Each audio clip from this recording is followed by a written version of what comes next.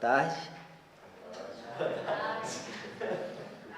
Sou Vini Martins, sou artista, rigger, arte educador, pesquisador do movimento, do corpo, de equipamentos, de materiais, tecnologias.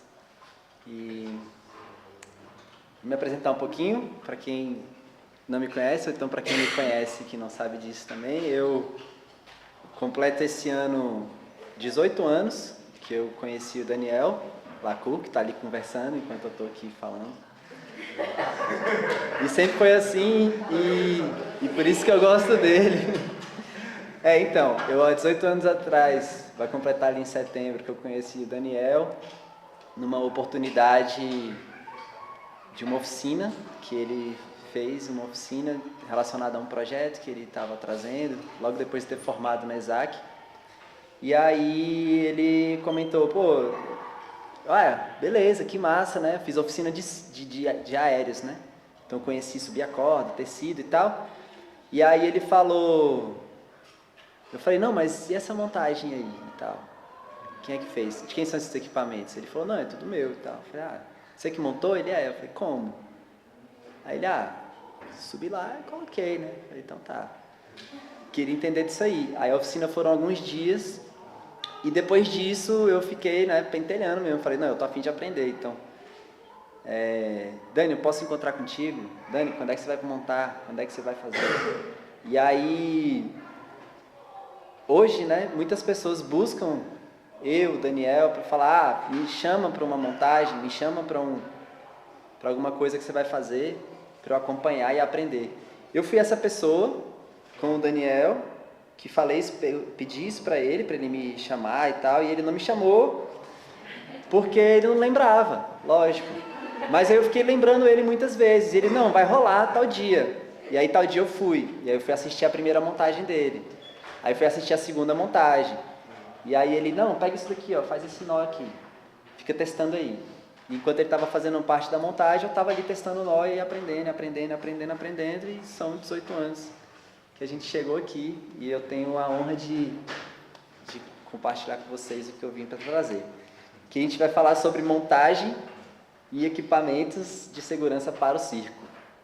Então, quando a gente pensa nisso, eu trago alguns temas para vocês que são esses elementos que eu vou abordar.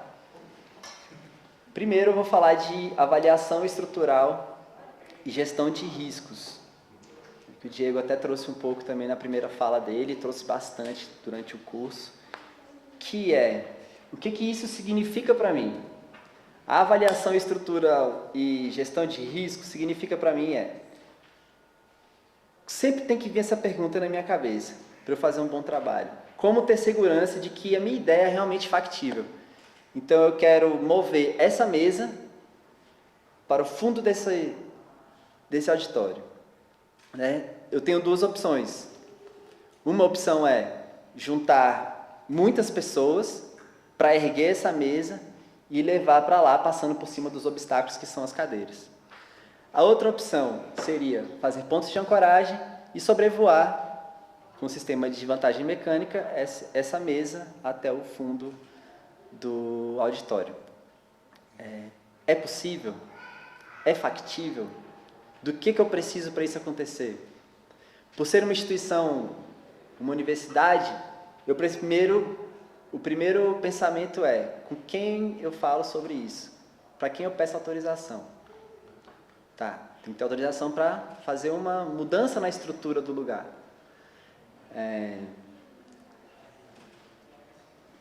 Além dessa autorização, eu preciso ter material, eu preciso ter conhecimento, capacidade técnica para realizar esse trabalho.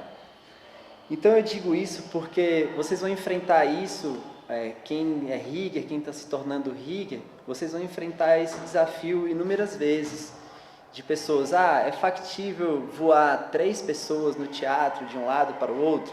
Sim, é factível, desde que exista a equipe preparada para isso, equipamento preparado para isso e estrutura preparada para isso, né? Então, Eu e Daniel, a gente fez várias ancoragens já em teatros e tal, e o Sesc, né, que é um dos teatros mais recentes estruturalmente em Brasília, que foram construídos, né, há pouco tempo, né, quantos anos? Uns 10 anos, né? Uns 10, 12 anos, né, por aí. Então são bem recentes, né, assim, pensando numa estrutura de teatro. E a gente chegava nesses teatros e falava, não, aqui é factível, aqui é possível, né? É possível ancorar tecidos, é possível ancorar trapézio, é possível ancorar um quadrante, um petit volant, para quem não sabe, é uma parte do trapézio de voo, né? E aí, como é possível? A gente ancorava isso tudo no rudimento, que é onde a gente encontrou uma estrutura que é bem poderosa, então a gente ancorava isso no rudimento, e mandava os equipamentos para baixo e fazia um sistema de espia para deixar esses equipamentos travados e não chocarem com varas de luz, que é num ambiente não controlado, não é como uma escola de circo que só tem a nossa vara e pronto, acabou.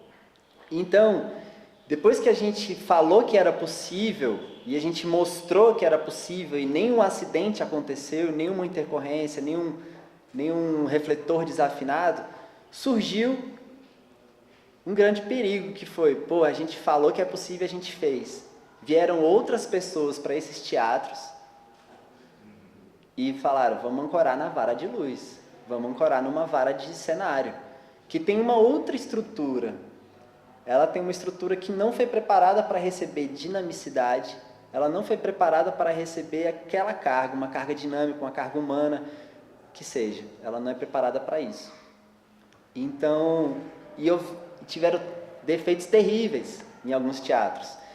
E aí depois a gente foi questionado, falou, pô, vocês vieram aqui, falaram que era possível, fizeram, veio outro pessoal aqui e estragou tudo, estragou vara de luz, vara que não sobe mais, não desce. Então, assim, a gente ficou assim, tipo, até mal, falou, caramba, a gente, né, desculpa, porque a gente fez de outra forma, né. Então, assim, a avaliação estrutural é sempre muito importante. E essa gestão de risco, porque se você danificou um equipamento instalando num teatro, é porque você estava correndo muito risco. Se esse equipamento danificou, é porque ele sofreu algo a mais do que ele podia ter sofrido. E isso é muito perigoso. Muito, muito perigoso. Então, sempre que vocês forem partir para um trabalho, parta. Avaliação técnica, o que é isso? É avaliação estrutural, é avaliação de risco mesmo, sabe? Então, eu vou passar aqui, depois ainda vou voltar aqui, tá? Então, a gente vai falar agora sobre a capacidade técnica. Ah, outra avaliação, peraí. São... falando bem já de montagem mesmo, eu vou montar 4 reduções de peso. Eu só tenho 4 polias duplas. No caso, a gente vai montar um sistema 4:1 clássico. Então, eu tenho 4 polias duplas e para montar 4 sistemas, eu preciso de mais 4 polias duplas, certo? Então, cada moitão vai ter, né, 2 polias, beleza. Então eu preciso desse kit. E aí eu falo, não, mas eu não consigo, porque eu só tenho para montar para 2 reduções. Mas a pessoa quer 4. E ela fala, não, eu consigo esse material, eu consigo esse equipamento. Eu vou aceitar sem ver esse equipamento, sem saber de onde ele veio, sem saber a história dele? Não. Dentro da minha gestão de risco, eu não aceito isso. Então, a pessoa vem com um saco de lixo, isso eu posso ver porque eu vi, é muito massa. A pessoa veio com um saco de lixo assim e falou, não, tá guardadinho aqui. O sistema estava montado, o sistema de redução estava montado dentro de um saco de lixo guardado lá atrás do canil ali, sei lá, alguns anos. Aí eu falei, não, tá, eu não vou usar isso. Não, pode usar, porque a pessoa que me deu, ela entende disso, a pessoa que te deu entende disso, mas você não entende e não armazenou, né, da maneira correta. Eu não vou usar isso. Eu posso pedir emprestado. Cara, desculpa, eu não vou fazer. Eu não sei de quem você vai pedir emprestado, eu não conheço a história. Se eu souber a história inteira do equipamento, de quem você pegou emprestado e tudo mais, pode ser possível, ou vai ter que existir a compra, a aquisição desses novos equipamentos para a gente conseguir realizar esse trabalho. Levem isso para vocês. Por quê? Porque a avaliação estrutural também depende do equipamento que você tem para trabalhar, certo? E da pessoa, e do espaço, do contratante, do que ele tem de equipamento, de material para que você trabalhe com ele. Tá bom? E capacidade técnica. Conhecimento, domínio de técnicas, manuseio de equipamentos. Que é uma das imprescindível, né, para qualquer montagem que seja segura. Então, tá aí uma foto que eu peguei ali no curso. Recente, muito recente, acho antes de ontem e tal. E é muito bonito ver isso, muito bem padrão, assim, sabe?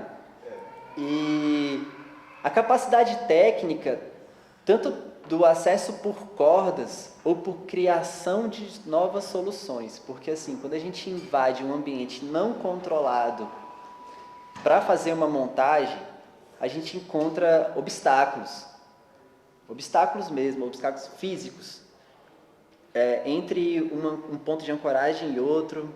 A gente precisa trabalhar desvio, precisa trabalhar... Então, essa capacidade técnica, ela é adquirida também com a experiência de montagens. Então, façam montagens. Eu gosto de fazer montagens e, às vezes, dependendo do nível, a complexidade da montagem, eu sempre tenho que ter mais pessoas, né? Eu nunca trabalho só, né? Já começa daí, eu nunca trabalho só. Não é sempre, não, todas as vezes que eu trabalho com o Daniel. Por exemplo, geralmente eu estou num trabalho e geralmente quando a gente não está junto nesse trabalho é porque ele está em outro trabalho. Mas a gente sempre entra em contato um com o outro e fala, cara, esse nível de complexidade, encontrei esses obstáculos, como é que a gente pode solucionar? Ah, a gente já fez desse jeito, lembra? Tá, beleza. Então a gente está sempre, nós dois somos uma comunidade de dois caras, né? Que a gente fica trocando informação sobre as soluções, sobre equipamentos e sobre capacidade também, né? Porque assim, quem que a gente vai chamar para auxiliar a gente no trabalho? Eu uso também o exemplo do Lírio, que é capacitado, ele fez, se não me engano, foram 2 vezes, né, Lírio? Você fez o curso? O Lírio fez 2 vezes o curso do Diego, porque ele fez uma vez e aí ele voltou e ele sentiu uma certa insegurança de lembrar mesmo. Será que eu estou lembrando de tudo? Será que eu estou executando da forma que eu aprendi? Ou será que eu deixei passar um tempo sem fazer e perdi um pouco da prática? E aí ele fez de novo. E eu tenho muito orgulho de falar do Lírio, porque ele é uma pessoa realmente muito preocupada com essa... Ele realmente trabalha seguramente. Ele faz montagens e ele me chama, ele me liga e fala, Vini, eu tenho um trabalho para fazer, que eu gostaria muito de fazer. Eu não sei se é possível, eu queria o seu olhar para saber se é possível, para fazer essa avaliação. E eu queria saber se você acredita que eu, com a minha capacidade técnica hoje, sou capaz de realizar esse serviço, sob a sua supervisão. E eu acho isso lindo, porque ele se sente seguro para progredir, para evoluir, para crescer, entende? Então, assim, ao invés de ele perder o tempo dele ali, sei lá, se agarrando a um amuleto da sorte, assim, tipo, vai dar certo. Não, ele chama alguém para validar aquilo, né, que ele está pensando. Isso é ter capacidade técnica, pedir ajuda, pedir uma nova informação, uma segunda opinião, né? Eu não sei se vocês sabem, mas um cardiologista, quando ele vai abrir alguém mesmo, assim, fazer uma intervenção cirúrgica, ele sempre bate um papo com outro cirurgião. Ele sempre bate um papo porque ele fala, não, eu já fiz isso aqui diversas vezes, mas cada corpo é diferente um do outro. Então, pode estar passando alguma coisa que eu não vi, pode estar passando não sei, alguma informação, se o cara teve chagas na infância, se o cara teve... que pode afetar ali durante aquilo. Então, assim,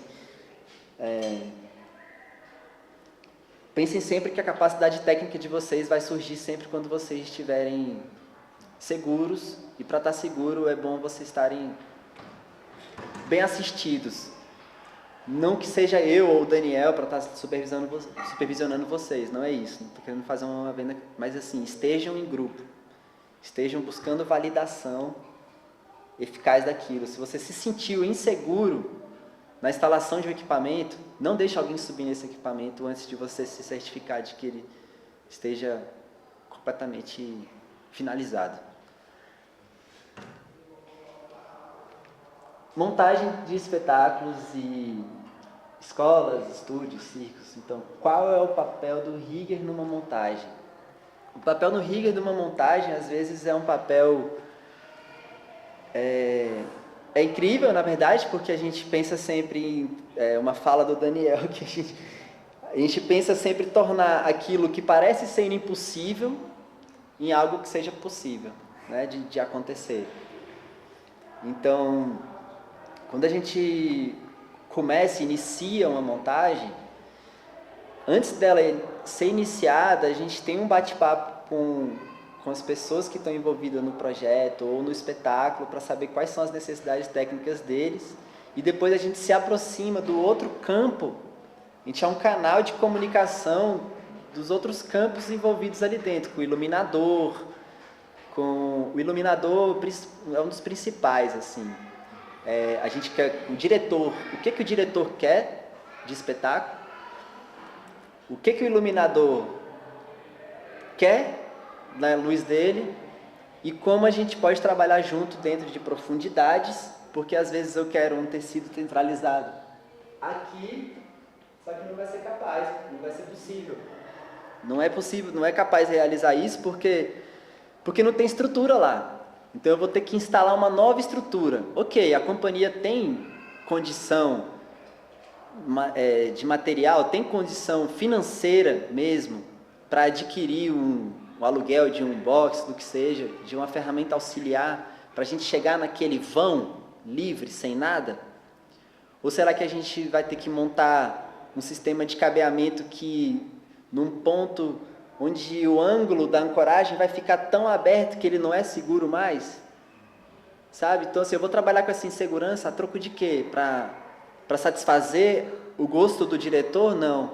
O rigger é aquele que tem um papel fundamental de falar assim: infelizmente, nós não podemos colocar nesse lugar. É possível chegar 1,5 metro para cá? Vai atrapalhar muito a sua cena? Vai! Nossa, fudeu, atrapalhou a cena. Desculpa, então vai ter que ser assim, vai ter que ser atrapalhada. E esse pino, esse luz, né? Esse foco que você quer aqui em cima, talvez a gente consiga chegar a ele 60 centímetros para o lado, ao invés de usar um pino, usar 2 refletores para fazer esse foco. Então, assim, a gente tem que ter esse jogo de cintura, mas a gente tem que garantir de que não vai ter foco de luz em cima da nossa corda.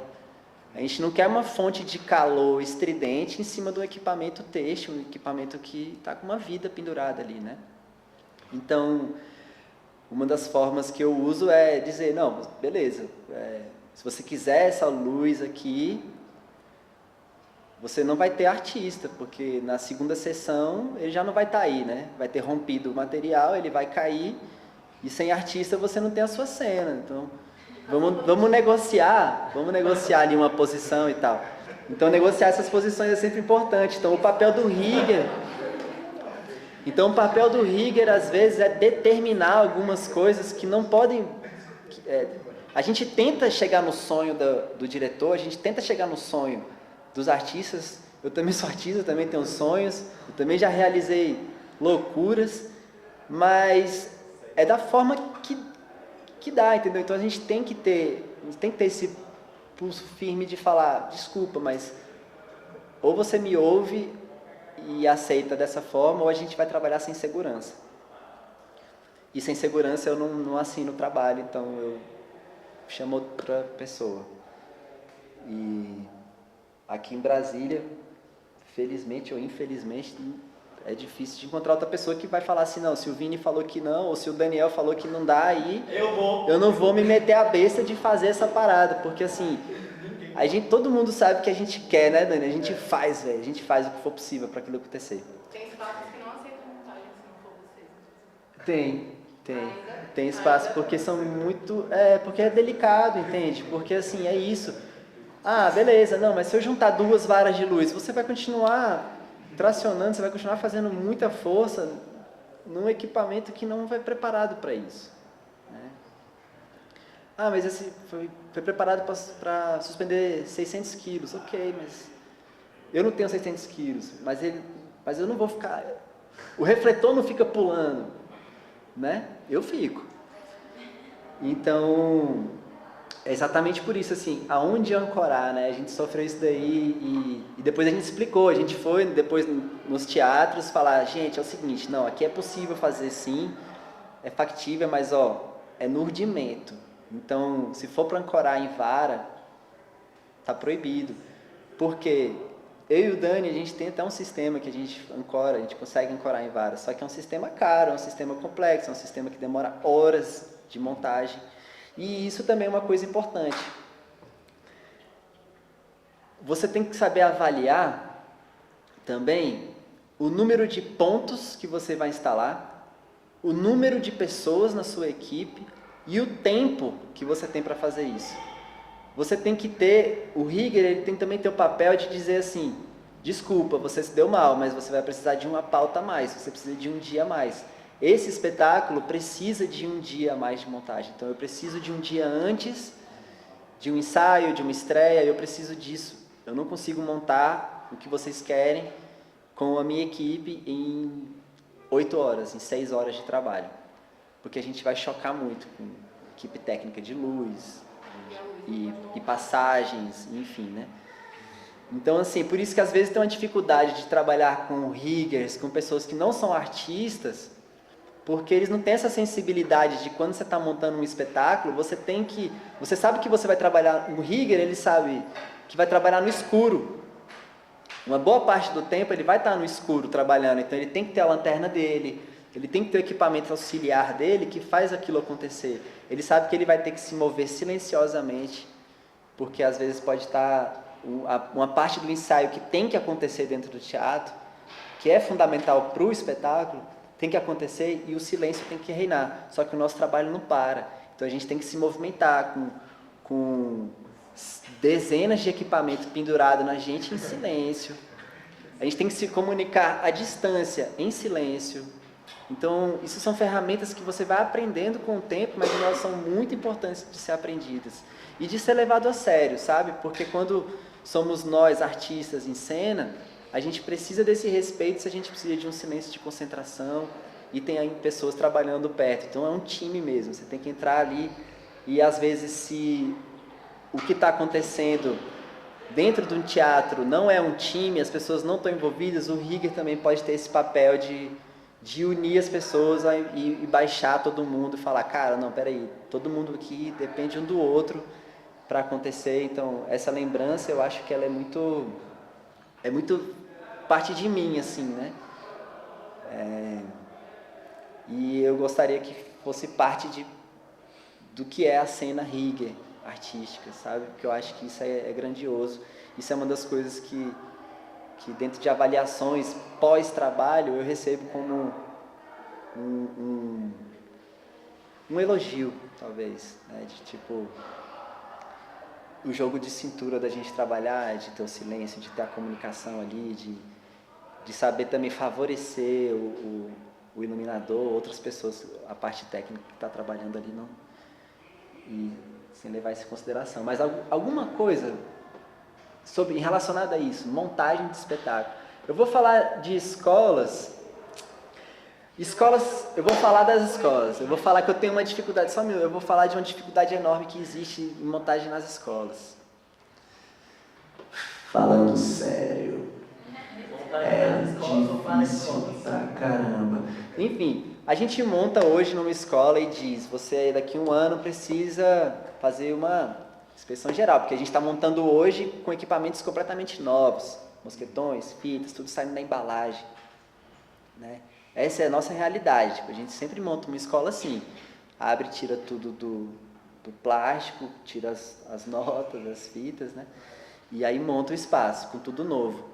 E aí eu posso garantir que 1 ano de vida, ali tudo montado padrão, vai sobreviver, tá tranquilo. Então a inspeção vai ser em 1 ano, não vai ser nem semestral. essa inspeção não acontece. Novos aparelhos são adicionados ali. A gente monta um ponto de ancoragem e bota um equipamento ancorado nesse ponto. Quando a gente volta para visitar, às vezes a gente vai visitar o espaço, tem 4 aparelhos ancorados no mesmo ponto. Então, assim, isso é uma dificuldade real e que eu ainda tenho dificuldade mesmo de instalar. Então, eu acho que essa cultura da segurança, ela tem que existir seriamente mesmo, a partir de sempre, mas mais ainda a partir de agora, depois do conhecimento que o Diego trouxe, né, do curso, é exatamente para criar essa cultura, sabe, gente? Esse olhar de por que você escolhe fazer dessa forma? 3 aparelhos num ponto só. Ah, não, porque ali é só uma lira de criança. Ali é um trapézio que ninguém faz nada dinâmico, é só para pendurar de leve. Tá, gente? Mas e também existe uma coisa chamada compatibilidade de equipamentos, né? Que isso também faz parte da capacidade técnica. Então, querem ancorar coisas retangulares num mosquetão oval. Gente, é muito agressivo. Sempre procure, né, pensar nisso. Então, assim, você enxergar isso numa escola, a compatibilidade de equipamentos, isso também é muito importante. E pergunta, Mari, você tinha uma? Não, é para pensar que às vezes a gente tem uma ideia mirabolante e só chama o rigger para montar, faltando uma semana para apresentar. E esse estudo de caso dessa imagem foi um jeito diferente que a gente fez, que deu muito certo, que foi chamar o Vini para participar de ensaios e pensar na proposta da diretora antes, e tivemos que fazer mudanças do sonho para ser possível, viável, inclusive financeiramente, e isso fez toda a diferença, né? Exato. Eu posso comentar sobre esse trabalho? Existia uma coisa assim, tinha um sonho nesse trabalho. O sonho era subir um artista, a Mari, subir ela numa força capilar e passear com ela entre a cena, na horizontal, na vertical, um dos 2 caminhos ela queria fazer. Beleza, o que precisamos para fazer isso? Então eu fiz uma avaliação de como corre essa manobra e falei, essa manobra corre assim.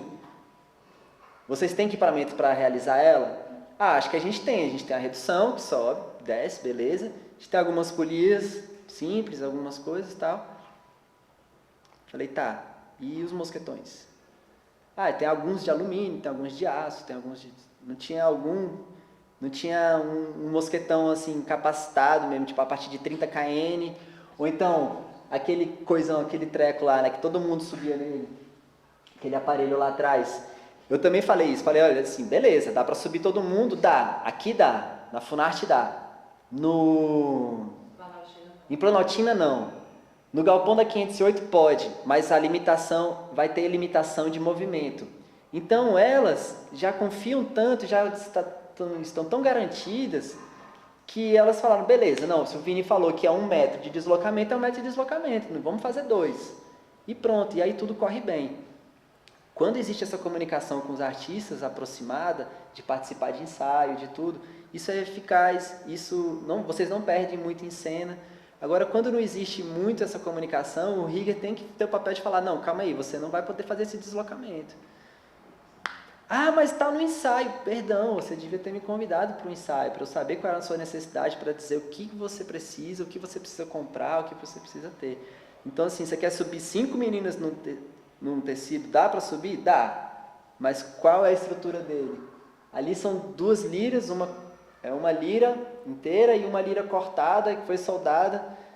Beleza, eu não sei se eu acredito muito nessa solda, mas o aparelho de dentro, eu fiz um backup nele o aparelho de dentro é uma corda, né, que a lâmina se movimenta nele. E aí ali o mosquetão era de 50 kN com certeza, não tinha como trabalhar com menos do que isso. E um mosquetão que seja compatível com o tipo de chapa. Por isso que eu passei alguns mosquetões numa lista, e aí a Mari falou, mas por que 10 mosquetões ovais e 4 mosquetões tem que ser delta? Aí eu, por conta de compatibilidade com os equipamentos que vão ser usados. Aí ela, bota fé e tal. Aí depois eu mostrei, né, e tudo. Aí ela entendeu, ela falou, pô, mas porque podia ser tudo o mesmo preço, né? O mesmo tamanho, o mesmo preço. Não, esses daí você vai usar para determinados aparelhos e esse outro mais casca grossa a gente vai usar para onde realmente existe essa necessidade. E é raro a gente chamar o rigger para a parte de criação, né? A gente acha que só vai executar o trabalho de montagem ali um dia. E fez muita diferença, acho que é uma prática que a gente devia valorar e incorporar, inclusive visitas técnicas, que é uma coisa recente, ter visita técnica nos espaços. Laudo, às vezes o espaço fala, pode, tá, um laudo. Então, pra gente valorar mesmo esse trampo, para além do dia daí, de ir lá e montar, né? E agora, se alguém tiver mais uma pergunta em relação a esse tema, pode perguntar ou guarda para daqui a pouco. Equipamentos de segurança para o circo. Best Friends Forever. Lógico. Gente, equipamento de proteção... os equipamentos de segurança, né, para o circo, eles são inúmeros e eles são muito diversos. Então eu posso começar pelos pequenininhos ou pelos grandões? O que vocês preferem? Aí, viu? Pelo pequeno? Então vamos lá. Um aparelho de proteção, um aparelho de segurança que eu conheci no circo com meu amigo Daniel, e ele carinhosamente apelidou esse aparelho de segurança como meu herói, que é uma coquilha. Porque ele fazia um número de corrente e fazia quedas, né? Então, assim, ou ele não usava ou ele eliminava certas movimentações do número, ou ele fazia aquele número, mas ele tinha que estar protegido. E é sério, isso é segurança. Porque... assim como vocês, das mamas, sacou? Tipo, se você está num aparelho e você pode perder a força real, você pode fazer algo que você domina, e que se você levar uma pancada muito forte de uma corrente, por exemplo, você pode abrir a mão e você pode cair. Então isso também é de segurança. Joelheira. Joelheira é um equipamento de segurança para o circo. Assim como é para o vôlei, assim como é para a dança, também é para o... Então assim, perna altas, né? Quem faz perna de pau, quando está ali começando, ou quando ele já tem tanta habilidade que ele já faz coisas muito mais fortes, ele necessariamente tem que usar joelheira e muitas vezes também cotoveleira, porque ele usa isso faz parte da construção de cena, né? De cair, de fazer tudo isso. Então, assim, equipamento de segurança é realmente tudo que possa te deixar seguro ali. E os colchões, né? Os colchões, eu falo desse lance da prática nas árvores. Eu tenho tentado inserir, quando eu tenho a oportunidade de falar com alguém assim que está fazendo tecido em árvore, por exemplo, que foi uma questão levantada aqui várias vezes, eu tento começar a inserir do pouco a pouco, sabe? Porque o colchão, né? O Diego falou ali também quero comprar um tecido, onde é que eu compro? Tá, beleza. A pergunta seria talvez, aonde você compra o colchão primeiro, né? Então eu já dou uma indicação por que você não pega um crash pad, que é um colchão de escalada, dobrável? É pequeno, ele é maravilhoso, ele é incrível, ele é para essa prática, ele é para isso? Não, ele não é para isso. Mas ele já insere um senso de segurança. Então, se a pessoa bota ali o colchãozinho nas costas, vai lá e bota lá, abre embaixo do tecido, já começa a ficar um pouco mais seguro, né?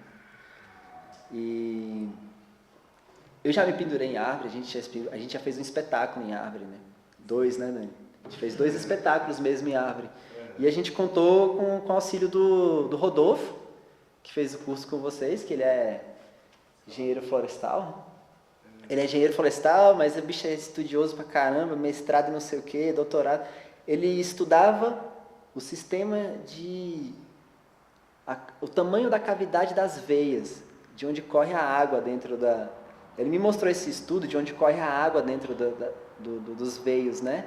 Das árvores. E aí ele falou que para ele é muito simples, através da casca, da folha, saber que planta é aquela e saber se ela é resistente ou não por conta dessa dilatação de veio, se ela é grande, se ela é pequena, se ela suporta, se a madeira é macia, se ela não é. E aí ele sempre validou, não, essa daqui não. Teve uma que a gente queria que ele falou, não, galera, é melhor não fazer nessa daí não. Porque talvez se vocês pegarem pesado, vocês podem não quebrar a árvore, mas pode ser que vocês prejudiquem ela, de forma que ela vai sofrer um dano e depois ela vai passar, pode ser que ela comece a apodrecer a partir desse lugar. Enfim, equipamentos de segurança, os colchões, por exemplo, o colchão de segurança também tem a Bela comentou, né, do colchão da densidade 28, D28 e das mais frias para dinâmico. Porque assim, as mais leves para dinâmico, elas têm que existir, porque assim, não é que se eu cair, não. Para você ter um bom desenvolvimento no dinâmico, eu, como também professor, eu coloco no lugar de que não, é preciso cair. Você precisa cair muitas vezes. Você vai levar muita queda. Queda intencional mesmo. Sabe? A partir de alguns movimentos você precisa cair. Então você tem que ter um colinho de mãe ali. Você tem que ter uma coisa bem macia, mas desde que tenha um outro colchão mais responsável por baixo. Dúvidas? Perguntas? Compartilhamentos, acrescentamentos? Eu quero. Fala, Diego. Eu acho que o que você falou no slide anterior é muito importante. A gente passou por uma situação recentemente de contratação de um serviço onde a pessoa de um outro estado queria contratar um voo cênico e aí ela falou, não, me fala quanto é que eu já vou pagar metade e tal, produtora desesperada, sendo cobrada pelo artista. E aí a gente falou, não é assim que funciona, porque existe uma coisa que a gente chama, que é bem o que você disse, de um alinhamento de expectativas e realidades. Porque às vezes ela está imaginando que ela vai ter um voo que eu não vou conseguir entregar por limitações técnicas, financeiras, enfim. Às vezes eu estou imaginando que ela estrutural, tem uma estrutura, né, que ela não tem, né? E aí ela pagou uma visita técnica para a gente ir para outro estado, conhecer o espaço, e aí falou, olha, o que você quer não dá, mas isso dá dessa forma e tal, te atende? Não, me atende, então assim vamos seguir e eu te passo o orçamento. E aí acabou que deu certo, mas é bem importante isso, até porque se não der certo do jeito que ela estava imaginando, ela vai falar que a culpa é do líder. Porque ela está imaginando uma coisa na cabeça dela que às vezes não é viável, não é factível. Sim, com certeza. Muito importante isso, né, Diego? Eu até comentar, o Dani falou sobre aparelhos, né, mas eu tenho uma coisa para comentar sobre o aparelho, por exemplo. A pessoa encomenda comigo um trapézio. Eu agendo uma ligação de vídeo. Aí a pessoa, mas por quê? Eu só quero pagar e fazer. Não, cara, peraí, eu quero entender onde você está e aonde você quer chegar. Ah, não, porque eu estou no nível básico e tal. Tá, mas quanto tempo você quer carregar esse trapézio com você? Aonde você pretende chegar? Qual é o seu objetivo com esse equipamento? Então, quando você for exigir mais desse equipamento, ele já vai estar mais desgastado. Então, vamos fazer um alinhamento aqui para eu saber qual é a necessidade, de qual é a forma que esse equipamento vai ser construído, né? E eu acho isso sempre muito importante, porque é para... não só para personalizar o equipamento, mas para garantir de que para a finalidade que a pessoa quer, eu vou fazer direcionado para aquilo. Diga. Sim. Eu queria saber como que a gente avalia a validade e periodicidade de um equipamento mesmo. Tanto pensando em corda, um tecido, uma lira, tipo, se o aparelho vai me dar esses indícios. Tipo, tem coisa que a gente observa e ele vai estar lá mostrando, ou a gente vai e acredita e espera o dia que o pior vai acontecer. Você escutou, Diego? Você quer responder essa para mim? Quem fez o curso de inspeção aqui? Então, eu queria que alguém... Onde aí? Valendo uma camiseta? Valendo uma camiseta, não? Valendo a camiseta. Se a resposta for boa, você... Não, mas não, já ganhou. Você já ganhou. Não, vai lá, Paty, por favor. Paty, sem medo de errar. Tá tudo bem. Já filmado. Eu confio, vai. Então, tem alguns equipamentos que já vêm, já diz, o fabricante fala para você, é um prazo de validade e tudo mais, tem as certificações, essas coisas todas. Mas, por exemplo, tem, quando faz o equipamento, não tem como garantir 100%, né? Isso aqui vai durar 10 anos aí com você, mas também, mesmo assim, depende de você. como que você está utilizando o equipamento, como é que você está guardando ele. Tem todo um processo de armazenagem, transportar, enfim. Então, vai variar, né, a validade de cada equipamento que está usando, mesmo do mosquetão até o aparelho em si, vai variar. Mas também você pode inspecionar, né? E aí a gente fez o curso. É isso. Precisaram ver como inspecionar o equipamento, quais são esses indícios de que seria ainda tá bom para usar. E um outro complemento, uma coisa que é bem importante também é tipo assim, beleza, como avaliar essa corda? Primeiro de onde ela veio? Qual é o histórico dela? Se você não sabe, se você não existe, amarra o cachorro com essa corda e para de usar ela, entende? A partir daí que vai ser bom também. Eu queria só me intrometer, porque você fez uma pergunta assim, que eu acho que liga até o pouco da Elvine, que os aparelhos, eles dão sinais, sim, né? Eu tenho alguns trapézios de fabricantes diferentes. O meu primeiro trapézio foi o Dani que fez, e eu tô apontando aqui pra você, mas nem tô vendo o Dani, acho que ele nem tá aí. Foi o Dani que fez, e ele foi feito tem muito tempo, 2009, assim, eu acho, 2008. E ele é um trapézio que nunca abriu a corda, ele nunca torceu o olhar, ele nunca deu nenhum problema, assim, fazendo o marketing também do Dani, mas ele foi o primeiro trapézio que eu vi que tinha um tipo de trançado diferente. E aí, enfim, eu observo a corda dele, ele costuma estar sempre bem. Eu já soltou o empate uma vez, mas o Dani arrumou e pronto. Agora, eu já tive trapézios que com 6 meses explodiram várias cânceres na corda, né? As cordas saem, elas não estão bem torcidas, não estão bem amarradas, ou que a barra, de repente, ficou frouxa na sapatilha e começou a rodar. E são de pessoas que fazem em grande escala. Então tem uma coisa da qualidade, da atenção da pessoa que está ali de repente fazendo artesanal, mas ela faz bem feito, ela faz dando pressão, o equipamento vai durar por muito tempo. E a pessoa que está fazendo em grande escala e está ali, faz, o negócio não está bem feito. E de você saber o que pode destruir o equipamento ou não, a forma como você cuida desse equipamento influencia diretamente na vida útil dele. Né? Já tive uma corda que o Vini fez também que durou anos na minha mão, mas eu entreguei uma semana para uma pessoa, na hora que eu subi a corda arrebentou. Então, assim, tem vários. E a gente descobriu o porquê, né? Sim, descobrimos o porquê, o uso de... A pessoa desfez parte do empate da corda para descobrir como ele era feito. E aí tentou reempatar, entregou para não falou o que foi feito, de repente... Aí a corda correu uma com a outra. Eu falei, não, Ana, minha corda não corre uma com a outra, cara. Aí ela, não, correu. Eu falei, pô, mas desculpa, não corre. Aí a gente olhou e tava lá, marcadinho assim. Eu falei, foi desfeito, né? Então assim, além das várias técnicas que o Diego passou no curso, né, você prestar atenção no seu equipamento, como é que a saúde dele tá, se ele tá mudando, se de repente ele ficou mais frouxo, mais tenso. Isso acontece em trampolim, acontece com várias coisas, é uma percepção corporal. Conversar com o seu fabricante, saber a origem e fazer uma inspeção também, de tempos em tempos. tempos. Uma coisa que é legal, que quando eu comprei minha corda com o Vini, ele falou assim, essa corda, pelo seu treino assim, você vai durar uns 2 anos. A minha durou mais, não sei se eu não treinei pouco, mas assim, Treinou pouco. O Vini já me avisou que a corda tinha um prazo, né, de validade. Se treino intenso, ela vai durar até a rasga, ela dá porque é isso, né? São testes, acertos e erros, né, na construção de equipamento. Então, assim, é uma pesquisa muito ampla. Então, a gente gasta dinheiro. Compra material, compro 10 metros de material que custa R$114 um metro, sabe, para fazer corda.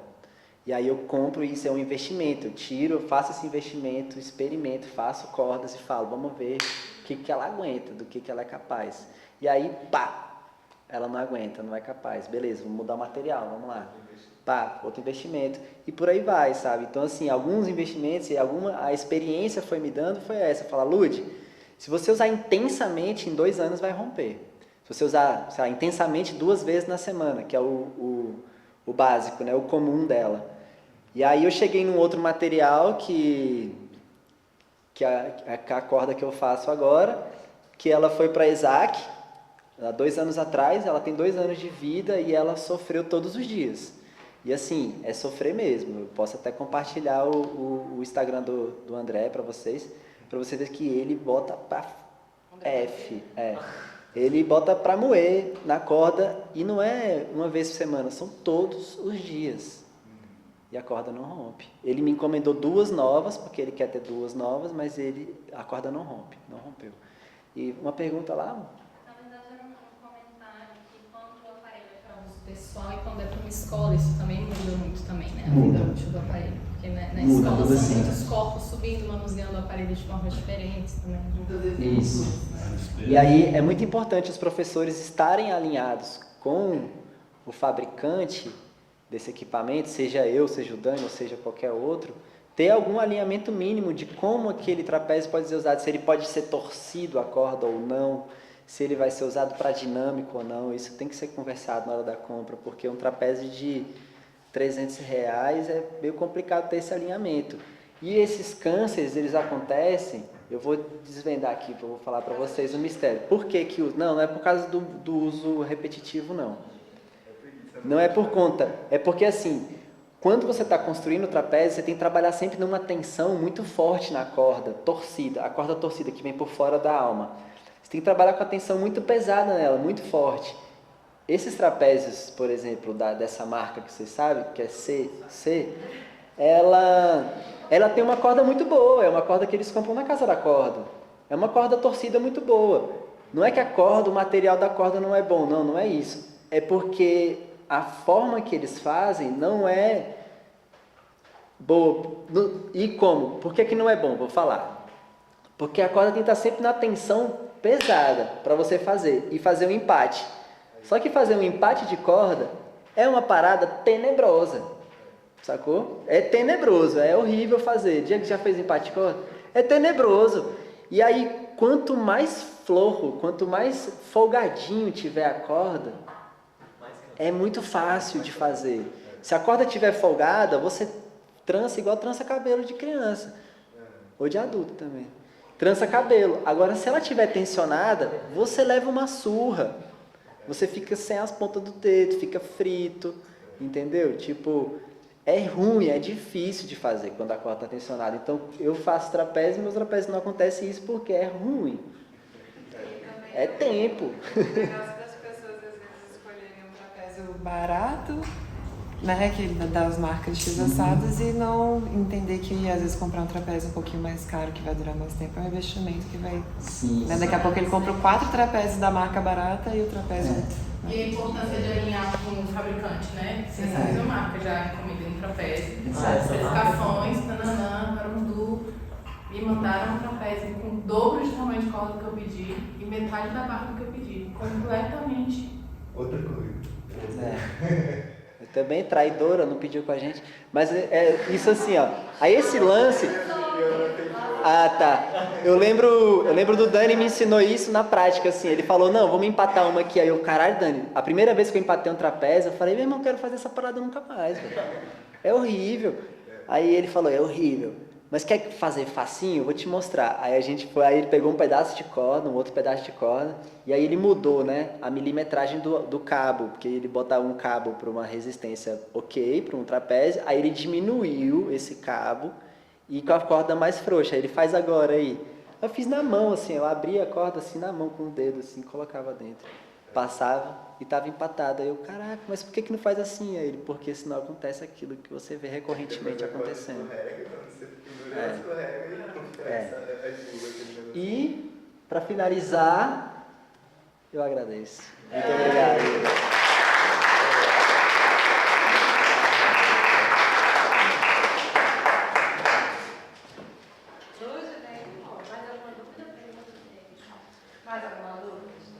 Obrigado, Lude, pela iniciativa do projeto. Você está de parabéns, você sabe que eu sempre vou te apoiar. A Lude é minha aluna, que eu gosto sempre de tirar ela de um lugar de conforto e colocar ela num lugar melhor do que ela está. Ela sempre está num lugar muito bom. É um prazer. Vem cá, Dani. Dani, vem cá. E essa iniciativa da Lude é muito bonita, é muito poderosa. Está realmente transformando as vidas e a cena de Brasília. Ela foi tipo uma patroa, ela pagou por isso tudo, galera. É o FAC. É isso aí. O Fundo de Apoio à Cultura do Distrito Federal. Ó, aqui, ó. Ixi, ó, eu tinha mais uma foto. Eu tenho uma foto aqui, ó, que é o... Isso é eu com um engenheiro, o Ricardo, lembra? O Ricardo é um engenheirão cabuloso, ele subiu comigo no museu pra gente fazer uma análise técnica que disseram que uma coisa era impossível de ser feita e ele foi lá, porque eu falei, é possível. E ele foi comigo para validar e dizer que era possível sim. Então, análise de risco e avaliação de estrutura é uma parada importante. Obrigada.